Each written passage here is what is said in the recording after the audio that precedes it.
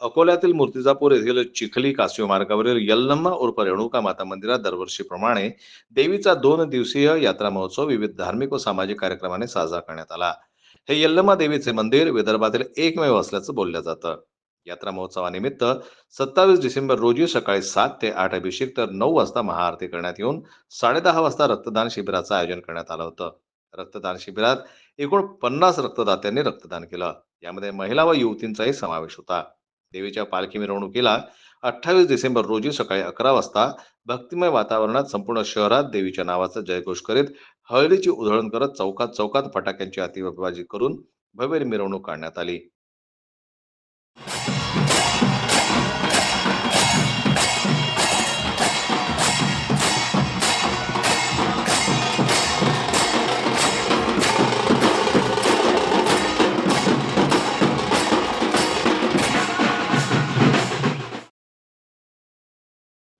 हजारो भाविकांचा यात्रा महोत्सवात समावेश होता. यात्रेदरम्यान हळद उधळली जाते. भाविक भक्तांच्या कपाळावर भंडारा लावला जातो. मिरवणुकीमध्ये डफडी पथकाचं नृत्य आकर्षणाचं केंद्र होतं. देवीच्या पालखीची महिलांद्वारा पूजा अर्चना करण्यात आली.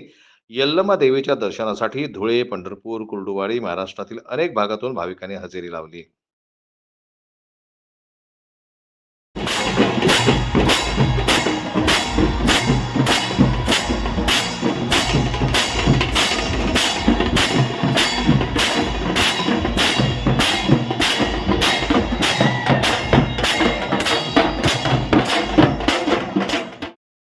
मिरवणूक शांततेत पार पाडण्याकरता यात्रा महोत्सव समितीचे सर्व पदाधिकारी तसेच एल्मार समाजाच्या युवकांनी परिश्रम घेतला.